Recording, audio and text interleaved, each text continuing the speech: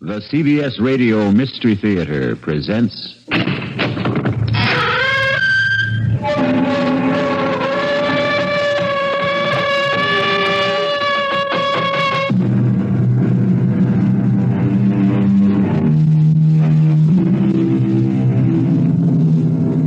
Come in. Welcome. I'm E.G. Marshall. Welcome to the sounds of suspense. To the fear you can hear. Make yourself comfortable, for there are ill winds blowing outside. This is a tale of a titanic struggle between two colossal forces, one natural, the other supernatural. The prize, a girl's soul. And in the clash, as fire and water mix, there is the very devil to pay. Come with me now to the Solway Firth in Scotland to meet the first of the forces. It's the tide. It comes in faster than an express train. Is it always like this? Twice a day. Doesn't it ever break? It will when it gets just about abreast of us. Isn't it exciting? That's one word for it. That's why you don't dare go out on the flats on foot. If the tide was due, you'd never make it ashore.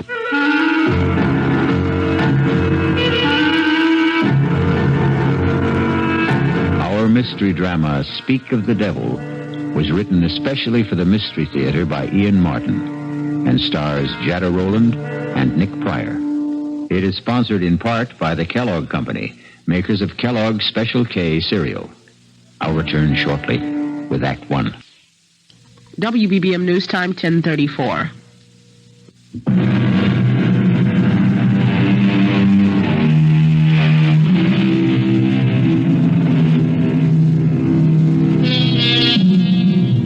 They say he who dreams on the Solway will wake in another world.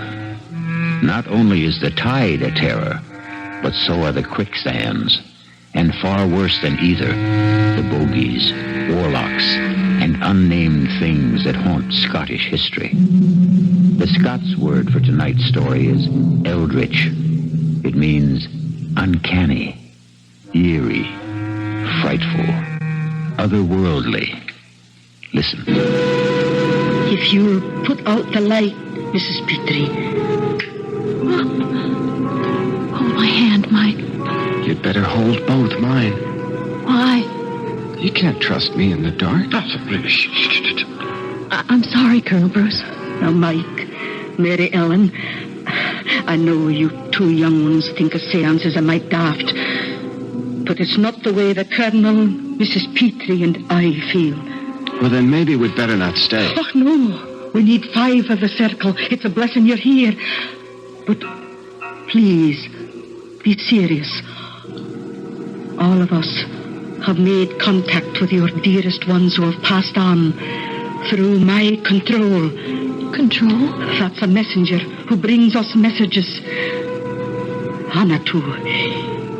He once was a slave in Babylon. Babylon? He's scary. Hang in, darling. Now, may we all join hands, please? I'm asking you not to break the chain of contact now. Clear your minds. Make them a blank. A quiet place. I'm reaching now. Reaching away and above and out and over from here to the bonny, bonny other place that lies beyond our ken. We're biding here, Anatu, asking you back into our circle. Will you not come back to us again? Most precious lady, from across centuries, the time is not right now. I beg you, Kishbar is breathing fire tonight. Go, there is evil!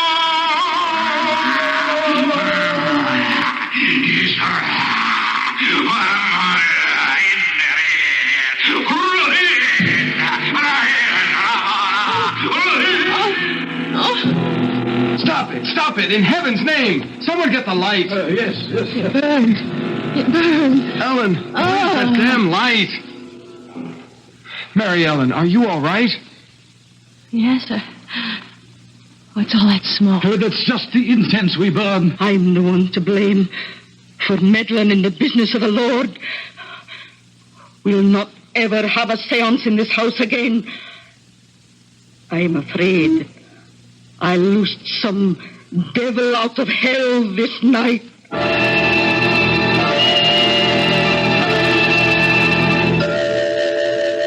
Ouch! Oh, don't wriggle so much. You stuck the pin in me, Aunt Jeannie. Oh, I'm sorry, Ellen. Oh, but it'll take more than a pinprick to burst your happiness. Thank you, Aunt Jeannie, for letting me come home to be married. And for such a heavenly day. Oh, well, I'll accept the thanks for bidding you back to where you grew up. When Dad died so suddenly, I was lost. I didn't know what to do. Well, you did just the right thing. You came home. You're two modern young people who are a lot smarter than we old people are. And as proud I am to be part of the gamble you're making in your lives. I am all goosebumps. I'll get back into my jeans and sweater. I've got a skin, just like I had last Wednesday night. Oh, don't mention it. I should never have had you children in that circle. It was so scary. What happened? I don't know. It was some kind of trick, wasn't it? I don't play tricks. Well, it was Maggie, your mother, who had the second sight, you know. That wee wisp, so delicate and so vibrant. When she died, it tore the heart out of me. But Will went off to America and left me to bring you up. Well, it put my heart back. And then when you were 15 and almost grown up and he wanted you to join him, I was left alone again. How could I stop you going? I didn't want to go. I know, but you were his flesh and blood. I found a way out of my loneliness. Nights when the roar of the tide used to come boiling up the firth outside the windows there, I thought I could hear Maggie calling to me. Or when the wind was skirling out of the northeast, I'd hear her voice on the wings of the blow. And I began to think maybe I had the call, too. That's when I started the seances. Until the other night. Yes. I'll never hold a seance again, so the subject is closed. I realize I'm just a foolish old woman. I've never been so scared. You promised me to put it out of your mind. What's past is past. Your future is all that matters. It seems so right to be back. As if something were calling me. Oh, you're cold. I'll stir up the fire. No, don't bother. I just miss my American central heating. I think I'll go outside in the sun for a minute or two. Oh, go take a good brisk turn down the road while I finish this hem. That's a good idea. But don't go down the Firth road. Take the high road. Why? Well, I saw your Michael off this morning for the Solway. You don't want to run into the bridegroom on the wedding day. It's bad luck.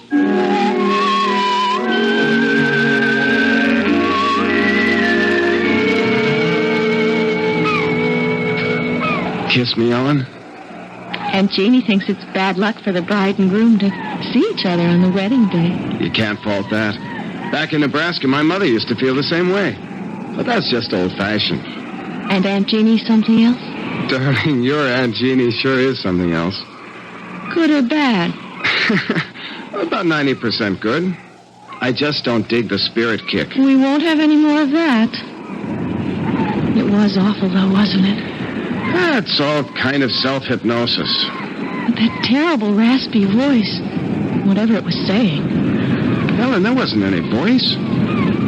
You didn't hear it?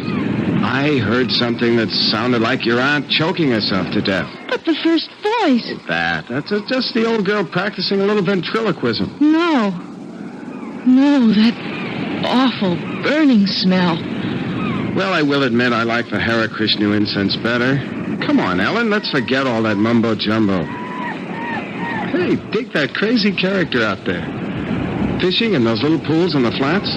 What's crazy about that? On horseback? But everyone does because of the tide. The tide? I forgot. If we hadn't been up in Glasgow wedding shopping, I'd have shown it to you. Look out there to the west. If that Gilly is up on his horse, it must be... Oh, yes, here it comes. And there he goes. You'd think the devil was on his tail. What's his hurry? Look, the tidal bore. It's coming. You mean that big wave down at the mouth of the estuary? Yes, it's the tide. It comes in faster than an express train. Listen. Holy Maloney. Is it always like this? Twice a day. Worse in the autumn and in the spring. Doesn't it ever break? It will when it gets just about abreast of us. Isn't it exciting? That's one word for it. That's why you don't dare go out on the flats on foot. If the tide was due, you'd never make it ashore. Oh, Michael, it's so thrilling and so good to be alive. I love you. What'd you say? I love you.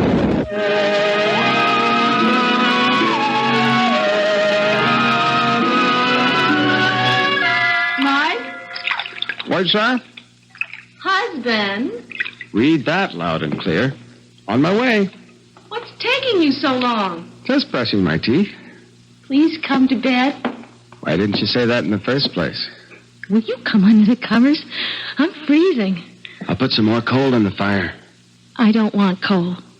I want my brand new husband. You got him. Oh, What is it, darling? nothing. It's just that funny smell. It's the coal smoke. Remember, you don't want coal to keep you warm. Just me. Oh, my darling. Yes. Yes. Yes.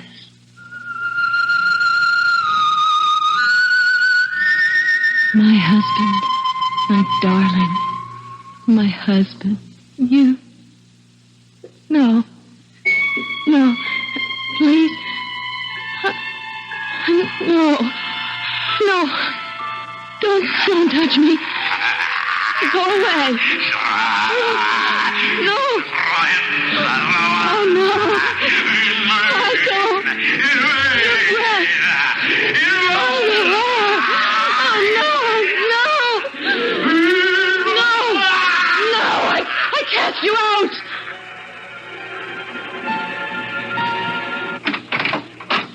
Michael, is there anything wrong? No, Aunt Jeannie, why? Well, I was dozing and I thought I heard... What's that I smell?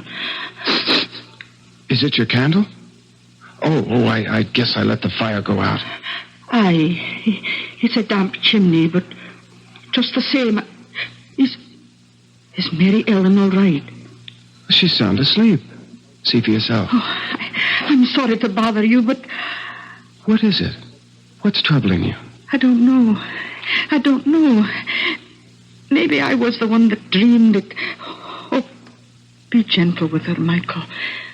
She's so sensitive and delicate. Like her mother that died all those years ago. We'll keep her from any harm.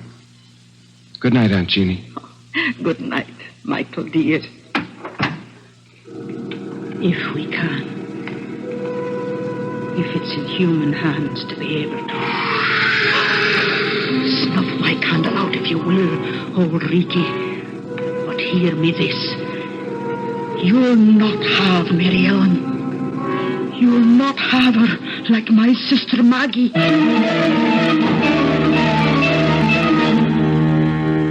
Old Reekie could be translated Old Smoky.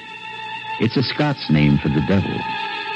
Jeannie should know better than to mention him, for the old proverb says, "Speak of the devil, and his horns appear." Let's see when I return shortly with Act 2.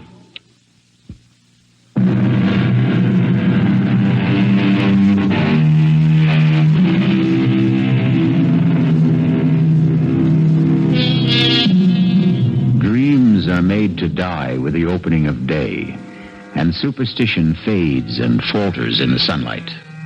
So by the following morning, we might hope our bride and bridegroom wake and rise on the right side of the bed. Let's find out as Michael comes downstairs. Oh, good morning, Michael. I'm in the kitchen. Come on out. Morning, Aunt Jeannie. Well, how is the bridegroom today? Well, the bridegroom's first rate. It's the bride who's not. Oh, what's wrong with the wee lass? Oh, I don't know. I think now you were right last night. Huh? Right. About what? Oh, she had some kind of a bad dream. But if she did, she won't tell me about it. What do you think it might have been? Oh, I don't know. She's a sensitive wee thing. And she's back in the part of the house where her mother died. That was Maggie's room you're in. Maybe I should never have put you there. Anyway, I'll get her tea and go on up and have a wee chat.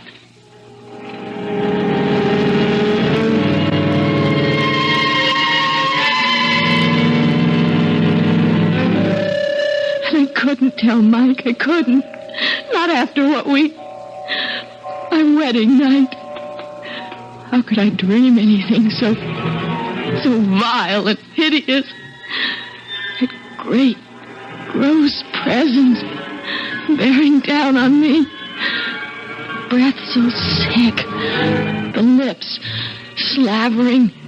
And that awful fur all over. Oh! And the fire burning me. That scorching smell. Oh, Aunt Jeannie. What a nightmare. Oh, wished now. And that's all it was. But it seems so real. Well, it wasn't. Because when I came by, you were sleeping sound. Oh, drink your tea now. Oh, it's a good thing you married that nice American boy with his head screwed good and tight. Mike. He'll blow all the cobwebs out of your head. And he's going to have a good chance to. What do you mean? I mean, you two are going to have a nice honeymoon all alone for a big, long month. Where are you going? Oh, I've got an old girls' school chum who lives just outside Blackpool at St. Anne-on-Sea. For years, she's wanted me to visit. I'm not going to drive you out of your house. Oh, you're going to do more than that, Mary Ellen. You and your handsome, bonny husband are going to move downstairs to my room, away from this drafty old flue. And while I'm gone, I'm going to get it fixed so the fire will burn clean. And I'll not take no for an answer.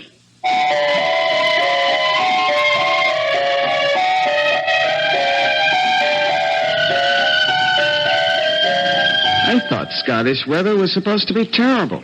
Rainy, damp, no sunshine. This has been a very particular May. Our honeymoon. Yes. Sorry it's over? Desolate. Still, with Aunt Jeannie back, maybe you'll get a little more work done on the book. Darling, I have been busy in research. It is a love story. Speaking of that, do you think... Look down the road. I can't. Your front's in the way. That's Dr. Ferguson bringing Aunt Jeannie back. Our month is up. Speaking of your front, do you know how you blossomed in the last 4 weeks? All right, Playboy, let's concentrate on other physical problems. How do we get out of a hammock without breaking a limb? Welcome home, Aunt Jeannie. Oh, Mary Ellen, precious. You've turned into a real Scots lassie. You've got the bloom on your cheeks. It's happiness. And those warm spring winds from the west. Hello, Dr. Ferguson. Well, Mrs. Silson. As a physician, I can only concur with your aunt's diagnosis. You're a picture of health. And how are you, Mr. Tilson? Never better, sir. Oh, I can believe that. Well, I really have to be back on rounds. Thank you for meeting Aunt Jeannie at the station. It should have been me. Without a car?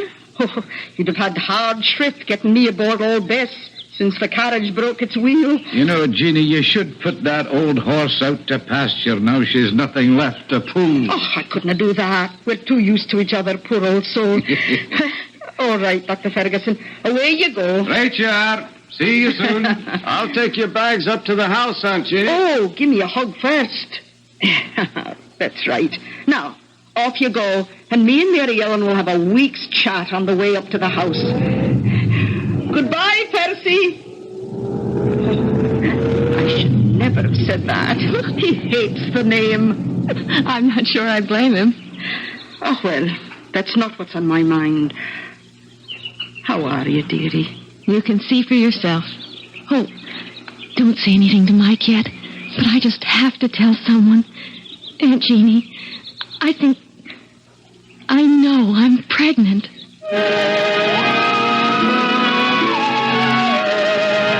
Well, Mrs. Stilson. Tell me, am I pregnant? Oh, the tests will prove it, but I'll bet on it. And let me say that you're the loveliest expected mother I've ever had under my care. Well,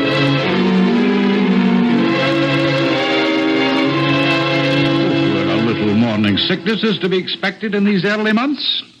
Still... There's nothing wrong, Doctor. A young, healthy woman, what could be wrong? Still, we must take precautions. I'm writing out some medication for you that I want you to take each day.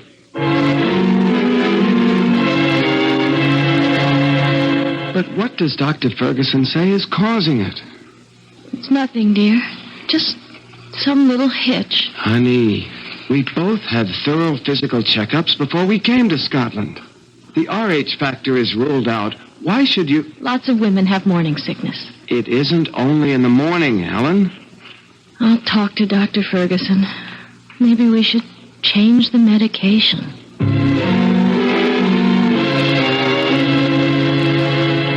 Mary Ellen, dear, I talked to Dr. Ferguson, and he's completely puzzled.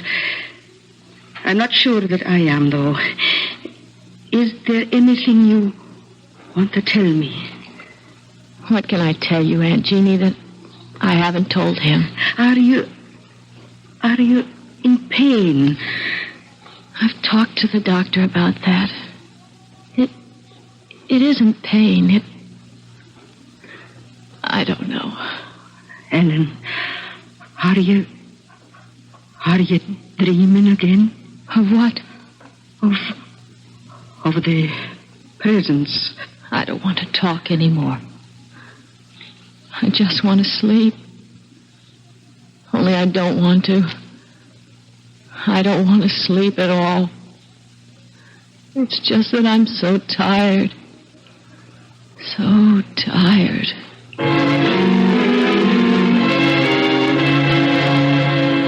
You have to help me, Aunt Jeannie. How, Michael? Dr. Ferguson says that physically Mellon should be all right, that the baby seems to be thriving. It's her mental state that... Do you know she won't go to sleep at nights? She forces herself to stay awake? What is it she's afraid of dreaming about, Aunt Jeannie? It is that, isn't it? I can't tell you just what she's dreaming. I'm too far out of touch since I went away. But I do know one thing. The only way to stop it is to get her away from here. As easy as that? Oh, not so easy, maybe. She's bound and determined on having you finish your book first. Ah, the devil take the book. Mellon comes first.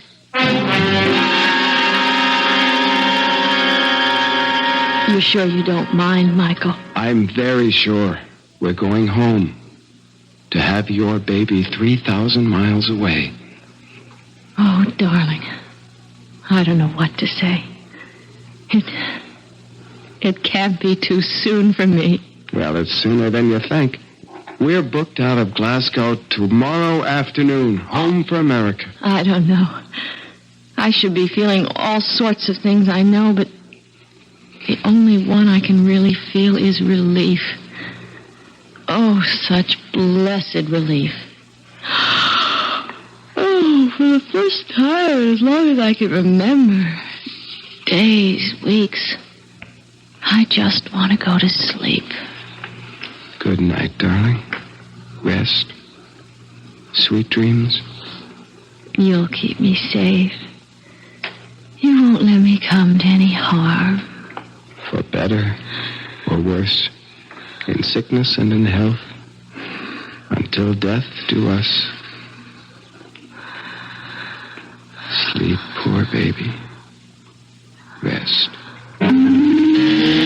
I love you, Michael. I love you. Keep our baby safe. Don't let...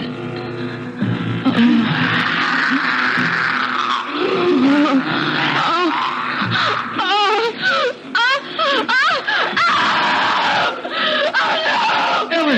Ellen, what is this? Oh, I don't know. It's pain, like a knife. I think maybe I'm going to lose the baby. You're going to be all right, Ellen. Don't worry. Get Dr. Ferguson. I'm going to call him now. You'll be all right. I'm fine. Just get him. I'll send Aunt Jeannie up to you while I phone. Aunt Jeannie! Aunt Jeannie! What is it? What is it, Michael? Helen, maybe a miscarriage. What's Dr. Ferguson's number? Oh, you'll no get him by the phone. It's out of order again. Hello? Hello? Laddie, it's no use. It won't be fixed before morning. I'll go to the neighbors. It's a party line. If one's out, they're all out. Oh, God! How far to the doctors? It's a good 3 miles. Who's got a car? Only Colonel Petrie, and he's away up to Edinburgh for his regimental reunion. All right, then I'll go on foot. Aunt Jeannie, go up and help her. I'll make it as fast as I can. Ride a wheel, Michael. Can you ride a horse? Yes? Good. Then take old Bessie. There's a bridle and saddle by her in the barn. She'll get you there faster. Take care of her, Aunt Jeannie. Don't let anything happen to her. Right along the Firth Road till you come to town. He's the third house in on the right. And take care of yourself.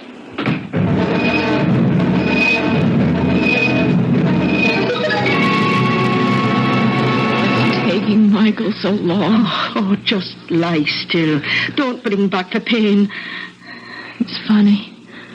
I thought it was going to tear me in two. And then within 10 minutes after Michael left the house, it just stopped suddenly. As if... What's that? Oh, it's a car. That'll be the doctor. I'll let him in. Ride quiet now.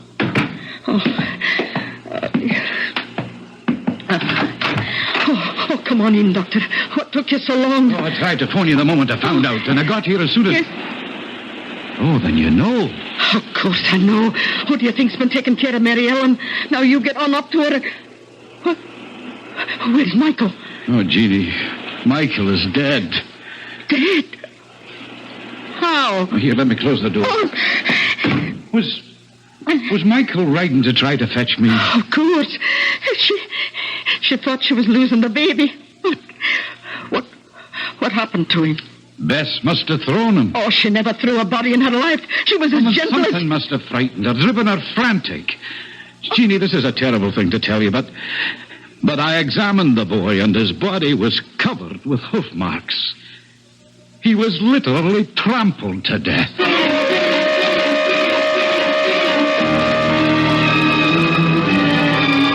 So Ellen has kept her baby and lost her husband. Some evil force shadows this innocent and tragic girl, and still may threaten her. Those hoof marks, were they from the horse? Or in some dark, unfathomable way, were they supernatural? A demon's footprints? Perhaps we'll know when I return with Act 3. This is WBBM, Chicago.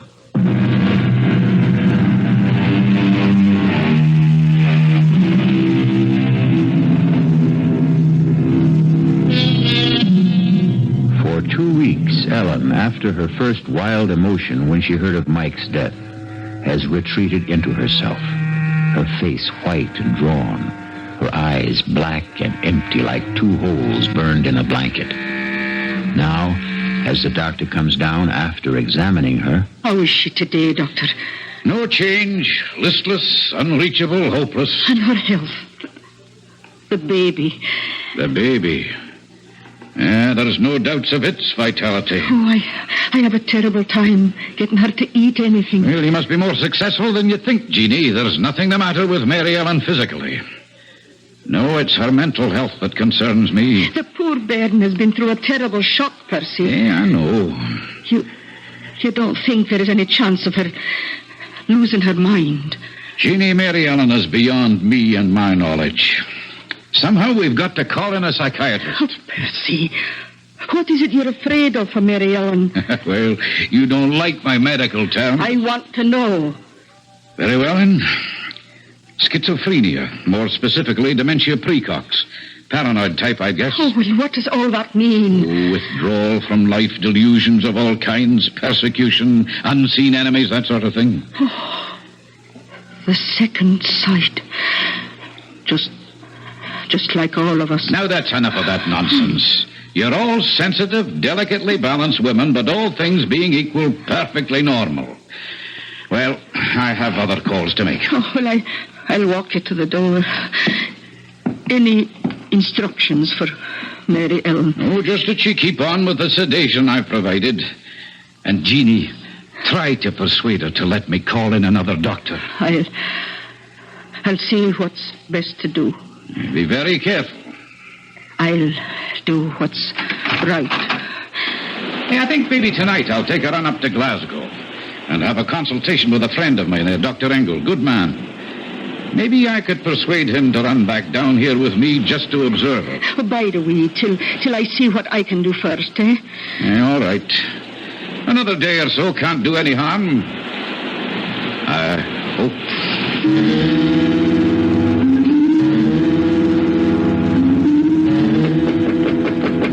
Who is it? It's Aunt Jeannie, Mary Ellen. May I come in? If you want. I thought you might like a wee cup of tea. No, thanks. What are you staring at? Out the window. The Solway. The tide just came in. Roaring and boiling. So fast. And now the water's all smooth. And with the sun on it, everything's wiped clean. I wonder if it heals as it washes over. What are you thinking about, child? I'm thinking about the first time I showed the tide to Michael. The day we were married. The day you said it was bad luck for us to see each other before the wedding. Oh, I was just joking about superstitions. Nobody believes those old wives' tales. Nobody believes so many things that are outside the ordinary. So many things they say don't exist but might be. Did you see Michael's body after? What? Did you see the marks of the hooves? Oh, don't talk about that, lass. I know they said the horse trampled him. I asked Dr. Ferguson about the hooves and he wouldn't tell me. You'd tell me, wouldn't you, Jeannie? Oh, tell you what? Were they like horseshoes? Or were they cleft in two? Were they cloven hooves? In the name of God, what are you saying? I'm not speaking of God. I'm speaking of the devil. Or some demon that haunts my tree. No, this is no time for foolish fancies. You mustn't let dreams spill over into your real life. Or is it the other way around? Oh, Mary Ellen, I don't know what it is you have on your mind, but you can get me to Michael. Let me talk to Michael. He'll know. He can tell me what to do. Take me to Michael, Aunt Jeannie. Take me to him. Oh, can I, Mary Ellen? You know I know he's dead. I know he's passed beyond. But you can reach him. You can hold a seance. Oh, no. I swore I never would again after what happened that night when something got loose? Some evil presence? Something from... Auntie, you let him loose. The least you can do is help me undo the harm. I can't. I won't. I'll get the doctor. You dare to bring him here and I'll kill myself. I swear. Child, you're out of here. No. Not yet. But if you don't have that seance and let me find out from Michael what to do, I will be. I'll lose my mind. You've got to promise. Promise. Oh, calm down, child. Calm down. Tonight. Now. No, that isn't possible. There have to be more than two to form a circle. Then call in the colonel and that other woman, anyone. Just promise me. Promise. I need him. I need Michael. Promise, Aunt Jeannie, promise. May God forgive me. I promise.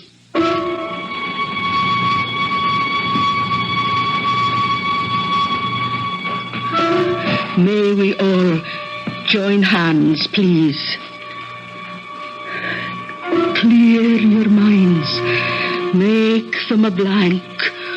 A quiet place, open and hushed. I'm reaching now, reaching away and above and out and over from here to the bonny, bonny other place that lies beyond our ken. Can you hear me, Anatu? Can you come to me into our circle? Anatu, we're reaching for you. Oh, I can't make contact. Ask for Michael. I have no way to him. Then let me. Oh, try it. Everyone, concentrate. Be still. Be still. Michael. Michael, I need you. Come to me.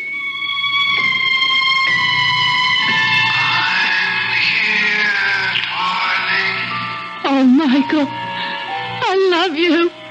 I love you. We'll be together again. Michael. It's not our child you're carrying. Get rid of it. Michael! It's no use, child. There's no contact tonight. We can break the ring. Will someone turn on the light, please? Oh, I'm that sorry, Mary Ellen. It's all right, Aunt Jeannie. You gave me what I wanted. I found out what I needed to know.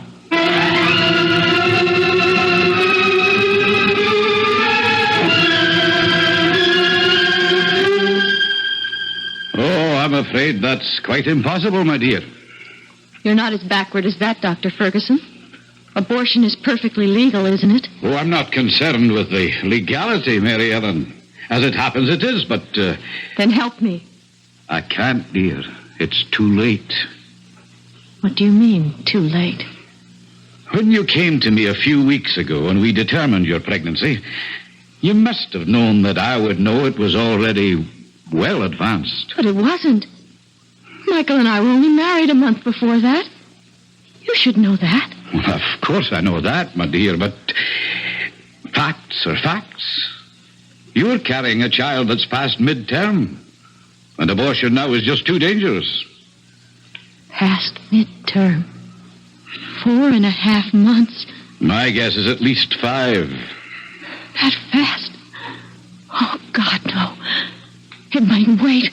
It could be born any minute.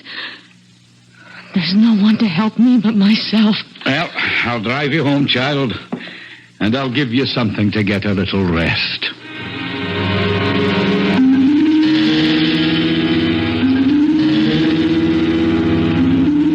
She's sound asleep now, Jeannie. Let's go downstairs and talk. Poor wee angel. So thin and pale and haunted. Come away. Let her rest.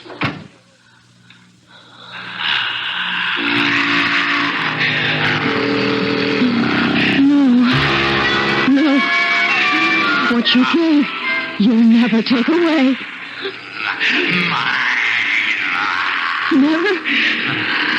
Never going to be. Help me. God, help me. The tide. Yes, that's the way. Full moon. The time was right. And for our own protection, I see no other way, Jeannie. But to lock her away. Well, we're not locking her up. It's a sanitarium. It's a really lovely place. I don't think I could do it to her. I'll care for her. Jeannie, dear, if Ellen had preeclampsia or a threatened miscarriage or any one of a number of other diseases of pregnancy, she would have to be hospitalized. Now, think of it that way. All right, Percy, if you think it's best. It's the only way. Oh, no, Doctor. Mine is the only way. Oh, that sounded like the front door. Ellen, I'll check upstairs. You look outside. Oh, but I thought you said she... Oh, dear Lord, I got the premonition. Mary Ellen? Mary Ellen! Are you out there? Jeannie, it's me. She's gone. No. I gave her enough sedation to knock her out, but she's gone. Where? I had she's out on the first. Come on, Jeannie. We've got to catch her before the time.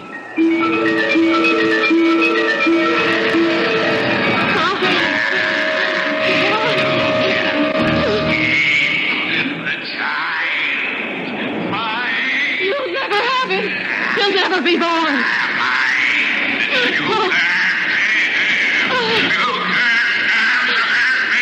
One way, you built from hell. One thing you cannot stand against. The ancient enemy. Look, listen. Michael! Coming home!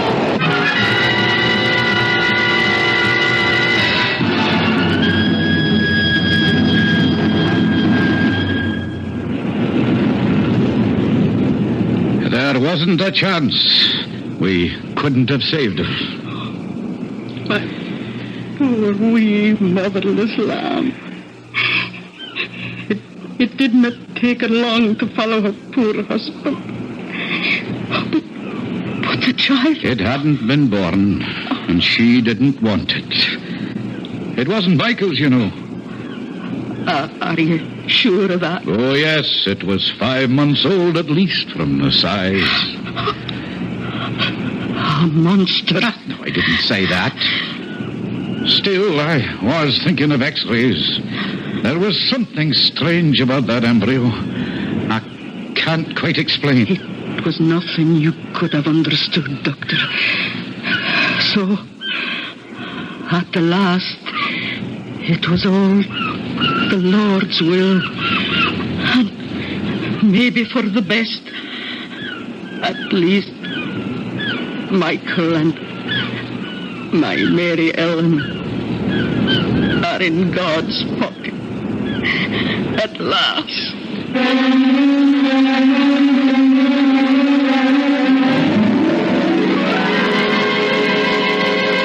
Who dreams on the Solway will wake in another world. Our story has come full circle. For us, it is the end. Let's hope that Jeannie is right. And for Ellen and Michael, it is only a beginning.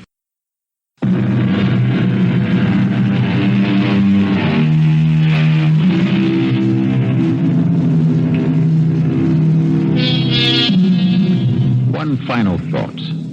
If you believe some dreadful incubus possessed poor Ellen, driving her and her husband to their deaths, there is another explanation. Insanity did run in her family.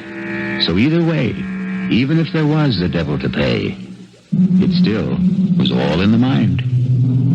Our cast included Jada Rowland, Nick Pryor, Bryna Raeburn, and Ian Martin.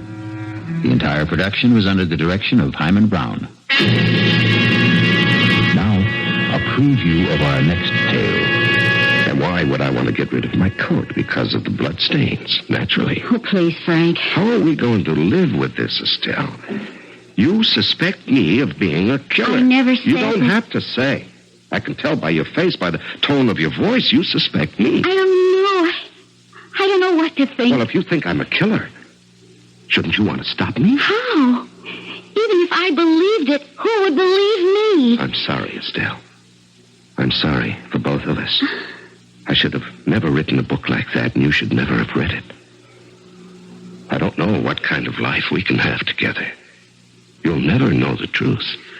But I will, Frank, I will. I found a way to determine the truth. Well, how? How could you? The truth is in your diary. I read your diary very closely, and I found a way. I found a way. Radio Mystery Theater was sponsored in part by Anheuser-Busch Incorporated, brewers of Budweiser. This is E.G. Marshall inviting you to return to our Mystery Theater for another adventure in the macabre. Until next time, pleasant dreams.